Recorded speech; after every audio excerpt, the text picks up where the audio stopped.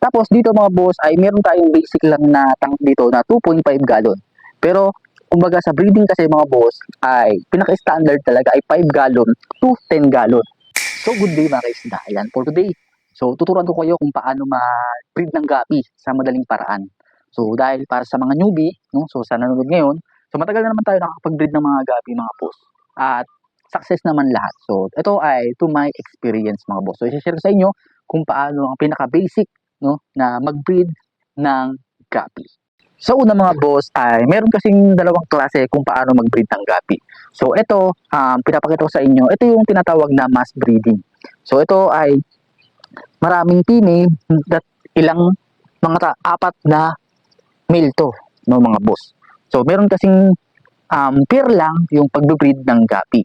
So una mga boss, ito ay yung tinatawag na mass breeding.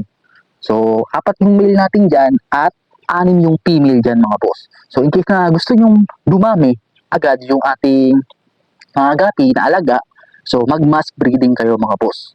So basta tandaan nyo mga boss, in case na bibili kayo ng mga isda, no, stable line na mga boss. Para kahit paano hindi masakit sa ulo, iwasan din yung maraming tal. So hindi naman maiwasan yon na magkakaroon ng tal, pero in case na kalwari nag-breed kayo ng isang batch, no, so lahat lumabas ay kal.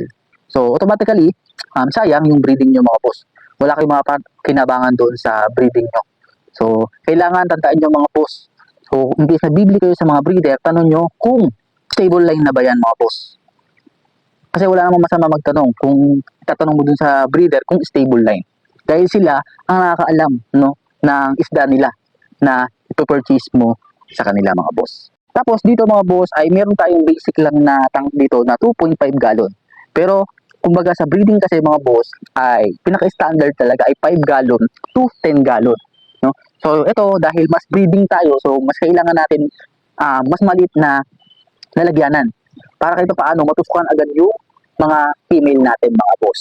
Sa pag pair naman mga boss ay kumbaga maganda yon, no? Totally maganda yon. Kasi kahit paano napupukusan mo yung breeding mo pali pair lang, no? So nakita mo agad kung maganda ba yung kalalabasan, no, ng isda. Basta tandaan mo kung stable line nga yung isda mo, so automatically makaka-jackpot ka dyan mga boss. Siyempre sa pagkain naman mga boss, mas maganda live foods. Bakit nga ba live foods ang ipinapakain natin sa ating mga binibreed? So una, dahil kailangan natin, no, ng magandang protina para sa ating mga fry.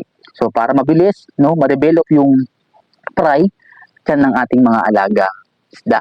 Sa pagsaipo naman ng dumi mga boss ay higupin mo lang yung mga dumi na doon sa flooring ng ating tank para maiwasan din na magkasakit yung ating mga alagang isda habang tayo nagbe-breed ng mga gapis. Tapos mga boss, ang breeding nito ay nasa 1 buwan. No? So saktong 1 buwan yan mga boss pag nag-breed kayo at pag nanganganak yan, mag-a-add lang kayo ng mga 20 days bago mag-drop yung ating mga female. Sa aeration naman mga boss ay depende yan. So kung outdoor naman kayo, kung marami naman kayong mga aquatic plants dun sa tank nyo, habang nagbe-breed kayo, so kalalo kung gapi grass, so nagpo-produce naman ng oxygen yun, yung mga halaman natin. So basta outdoor yun mga boss, automatically pag tamaan ng araw yun, nagpo-produce talaga ng oxygen mga boss. Sa mga katanong kung ang halaman ba ay pag nasa loob ng ating mga bahay, so nagpo-produce ba ng oxygen dyan, so automatically hindi siya nagpo-produce ng oxygen dahil wala siyang direct, no, sa araw. Pero kung meron naman kayong LED light dun sa aquarium nyo, so automatically nagpo-produce yun, no, ng oxygen mga boss para dun sa ating mga isda. So ito, meron naman halaman yan mga boss at naaarawan yan dito. So ito yung mga halaman na nakalagay dyan. So tinanggal lang natin para mapakita ko sa inyo yung mga alaga nating gapi dito na yellow gold short body glass belly mga boss. So ganun lang naman mga boss kung paano mag-breed ng gapis. Ito yung basic na pamamaraan para sa mga newbie. Yun.